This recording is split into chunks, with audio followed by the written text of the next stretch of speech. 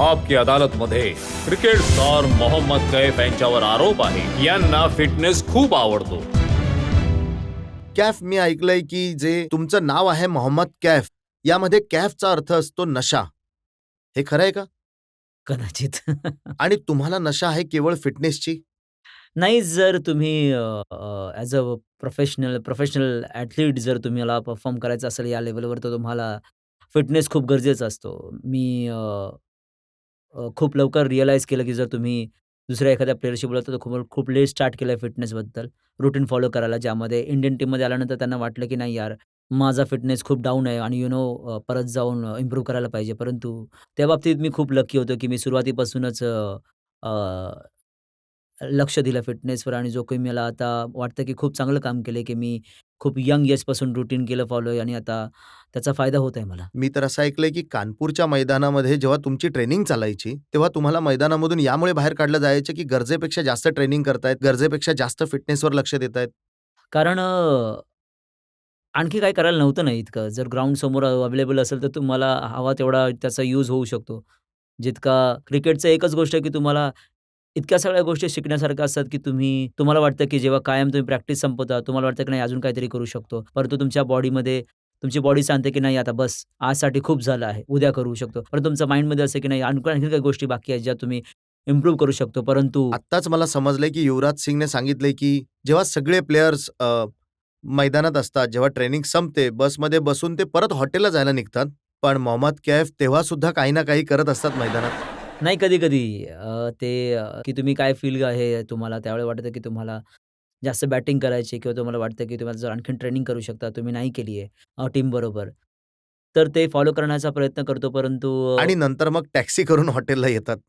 हो, झालंय कित्येकदा. परंतु जोपर्यंत तुम्हाला पूर्णपणे वाटत नाही, की तुम्ही तयार आहात मॅच खेळण्यासाठी, जे तुमचं प्रिपरेशन असतं, जो तुम्हाला टाईम मिळतो, काढावा लागतो प्रॅक्टिससाठी. तर तुमचं माइंड स्वतः सांगतो, की तुम्ही रेडी आहात मॅचसाठी आणि आपला बेस्ट द्याल तिथे. त्याआधी जे प्रिपरेशन असतं, ते तुमची प्रॅक्टिसमध्ये जे तुम्ही एफर्ट्स लावता, ते गरजेचं असतात. माझ्यासाठी पण जे ज्या त्यामुळे प्रकारे ब्रॉटअप झालो आहे. बाकी प्लेयर्स यांच्यासाठी एम्बॅरसमेंट नाही होत का? ज्या लोकांना फिटनेस नाही करायचं आहे, जे लोक मी तर ऐकलंय असे सुद्धा प्लेयर्स आहेत ज्यांना संपूर्ण मैदानाच्या फेऱ्या मारायच्या नसतात. नाही, आता खूप गोष्टी चांगल्या इम्प्रूव्ह झाल्या आहेत. आधीपेक्षा तुम्ही पाहाल तर खूप रिअलाईज करायला सुरुवात केली, की आता फिटनेस खूप गरजेचं आहे. तुम्ही कंपेअर कराल तर इतर टीमचे 11 प्लेयर्स ग्राउंडमध्ये खेळतात. आपली टीम जी आधी होती त्यांचं खूप स्टँडर्ड वर आलंय फिटनेसचं. फील्डिंग पाहाल तर खूपच चांगली होते आहे आणि ते दिसतंय ही ग्राउंडवर गोष्ट खरी आहे आणि का, की ग्राउंडच्या 50 फेऱ्या मारायच्या असतात आणि ग्रेग चॅपल जेव्हा 50 फेऱ्या मारायला सांगतात, तेव्हा तुम्ही एकटे असतात जे त्या पूर्ण करू शकतात? 50 तर जास्त झालं पण आमच्याकडे आमचे ट्रेनर आहेत जे टीमबरोबर राहतात कायम. त्यांचं काम असतं, की लोकांचा फिटनेस बघायचा आणि आणि लेव्हल इम्प्रूव्ह करायची त्यांची. तर मी लकी आहे, की जसं मी म्हणालो, की सुरुवातीला मी जे कानपूरमध्ये टाईम स्पेंड केला होता आणि जी स्वतःची ट्रेनिंग केली तिचा सुद्धा खूप फायदा होत आहे मला. जास्त हार्ड नाही करावं लागत आहे. फक्त मला मेंटेन करावं लागतं आणि त्या बाबतीत खूप लकी आहे मी. कोणकोणते असे प्लेयर्स आहेत जे फिटनेसपासून लांब पळतात? एकट्यामध्ये सांगेन तुम्हाला नाव नाही सांगणार. ग्रेग चॅपल यांची तक्रार असायची, की सौरभ गांगुली पूर्णपणे फिटनेससाठी मैदानात यायचे नाहीत. मला वाटतं त्यांना खूप जास्त दिवस नाही झाले. 3-4 महिने, 6 महिने झालेत. तर त्यांचं स्वतःचं असं मानणं असेल. परंतु अ, हा जो ट्रेनिंग प्रोग्राम मिळतो सगळ्यांना फॉलो करावा लागतो आणि आमचे जे ट्रेनर आहेत ते रेकॉर्ड ठेवतात, ट्रॅक ठेवतात, की काय प्लेयर कसा काय करत आहे. तर माझ्या मते त्यामध्ये त्यांना इतकं डाऊट नाही म्हटला, की ती ट्रेनिंग करत आहे की नाही करत आहे. पण परंतु मॅचच्या आधी आपली फिटनेस टेस्ट द्यावी लागते, जी की सगळ्या प्लेयर्ससाठी गरजेची आहे. जे तुम्हाला सर्टन लेव्हल असते जी तुम्हाला रीच करावी लागते. जर माझ्या मते हे ट्रेनरचं काम आहे, त्यांना माहीत आहे की काय पण करत आहे. तर तुमच्याबद्दल जे तुमचे बरोबरचे प्लेयर्स आहेत, ते म्हणतात, की याला खूपच वेडेपणा आहे आपल्या फिटनेससाठी. मोहम्मद कैफ जेव्हा झोपलेला असतो, तेव्हा झोपेमध्ये सुद्धा धावत असतो. नाही, नाही असं काही नाही. माहीत नाही कोणी सांगितलं हे जरा जास्तच बोललं कोणीतरी वाटतं. असं काही नाहीये. तितकीच रेस्ट गरजेची आहे जितकं ट्रेनिंग करत आहात तुम्ही. बॉडी आणि माइंडला रेस्ट नाही देणार, तर मग तुम्ही नेक्स्ट डे खूप टायर्ड असाल, तर तुम्हाला बॅलन्स बनवून चालावं लागतं. तर जर तुम्ही ओव्हर ट्रेनिंग करत असाल ते खराब आहे आणि कमी करत असाल ते सुद्धा खराब आहे. तर तुम्हाला असं एका स्टेजवर आणावं लागतं आपल्या बॉडीला, आपल्या माइंडला, की बॅलन्स ट्रेनिंग करावी लागेल तुम्हाला. पण तुम्ही फॉलो अजून करावं खरी लागतं. गोष्ट मला सांगितली नाही, की ही गोष्ट खरी आहे का, की तुम्ही गरजेपेक्षा जास्त ट्रेनिंग करता? नाही, कधी-कधी तुमचं माइंड स्वतः सांगतो तुम्हाला, की काय गरजेचं आहे तुम्हाला, की बॉडीचा कुठला पार्ट तुमचा वीक होत आहे. तुम्हाला स्वतःला वाटतं तुम्हाला असं असं. किती वेळा झालं की फिजिओने तुम्हाला जिममधून बाहेर काढलं असेल आणि बस आता खूप झालं? खूप वेळा झालाय. जेव्हा तुम्हाला वाटतं की मी परफॉर्म नाही करत आहे, त्यांना वाटतं की हा आपला टाईम जो आहे तो ॲक्चुअलमध्ये लावला पाहिजे, तिथे कमी लावत आहे आणि जिममध्ये जास्त लावत आहे. तर त्याची पनिशमेंट मिळते की तुम्ही बाहेर जा, तिकडे जरा जास्त लक्ष द्या.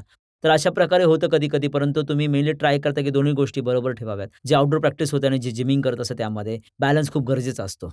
एकदा पुन्हा जाऊया पब्लिककडे. जनतेतील लोकांना जे प्रश्न मला विचारायचे एक असतील प्रश्न प्लीज. विचारायचा आहे. I am coming from Pakistan, Karachi. माझा प्रश्न तुम्हाला आहे की तुमची कराचीमध्ये बॅटिंगच नाही आली कारण तुम्ही आधीच आउट झाला होता. कोचनी जर तुम्हाला विचारलं की गांगुलीला फर्स्ट टेस्टमध्ये खेळवलं जावं की तुम्हाला खेळवलं जावं, तर तुम्ही काय सांगाल त्यांना?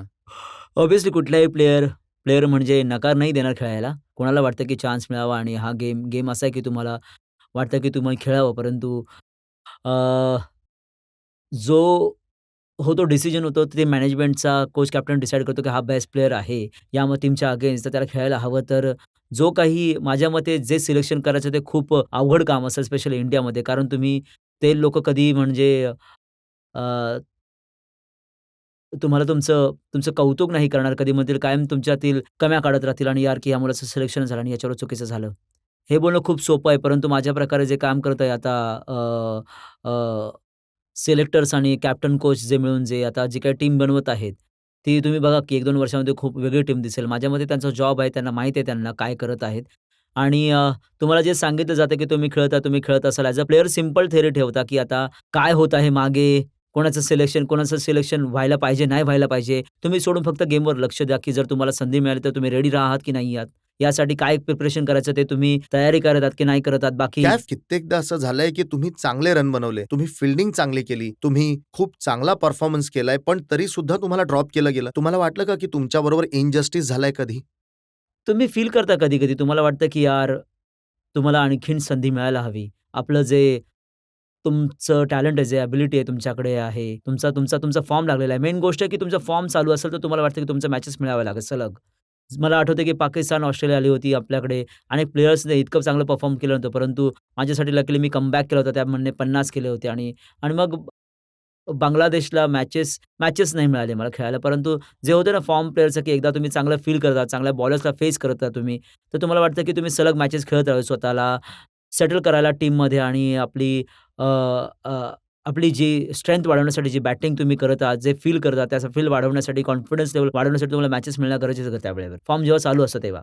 तेव्हा ते गरजेचं असतं, की प्रत्येक प्लेयरसाठी फॉर्म जेव्हा निघून गेला, तर माझ्या मते तुम्हाला जास्त मॅचेस मिळाव्यात. कोण आहे जो तुम्हाला ड्रॉप करून टाकतो? कोण काढून टाकतो तुम्हाला?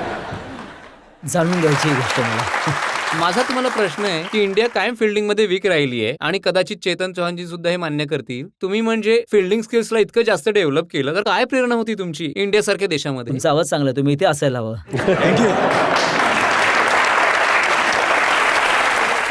नाही फील्डिंग आता जी आपली टीम बनली आहे ते आणि अनेक यंग मुलं येत आहेत आणि सुरुवात तुमच्यापासून अ, झाली.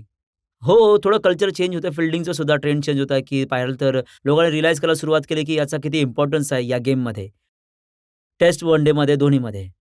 तर तुम्ही बघाल, की लेट रिअलाईज झालं, की बाकी टीम बघा जेव्हा मी छोटा होतो तेव्हा टीव्ही बघायचो तर असं वाटायचं, की यार एक एक आपली टीम फील्डिंग करत असायची आणि एक साऊथ आफ्रिकाची टीम किंवा ऑस्ट्रेलियाची टीम फील्डिंग करायची. त्यांच्याशी कंपेअर केलं तर खूप फरक होता.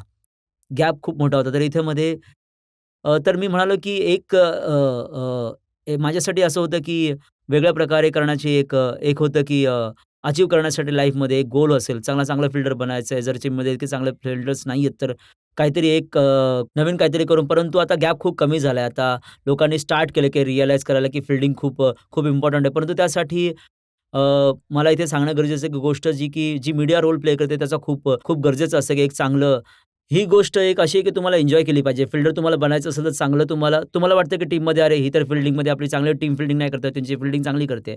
परंतु जे तुम्ही लहानपणी स्टार्ट करता, ते तुमचं जर तुम्हाला मीडिया सपोर्ट करत असेल, की तुम्हाला एन्करेज करत असेल ह्या गोष्टीमध्ये तुम्ही बघाल तर 100 रन कोणी मला जर 5 विकेट घेतले, तर त्याचं नेक्स्ट डे हायलाइट येते पेपरमध्ये, की यार याने 100 केले, 5 विकेट्स घेतले. परंतु कोणी चांगला कॅच एखादा पकडला किंवा स्टॉप केला किंवा एक पार्टनरशिप ब्रेक करतो. नवीन प्लेयर्स येतात, 2-3 विकेट्स लवकर जातात. गेम चेंज होतो तिथून.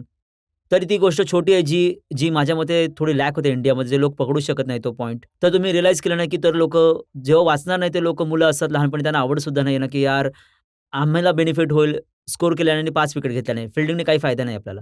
ते कल्चर आता चेंज होतं. लोकांनी आता रिअलाईज केलं, की यामध्ये थोडा फायदा आहे टीमला आणि ॲप्रिशिएट करतात लोकं. तर माझ्या मते खूप फरक पडतो यामुळे.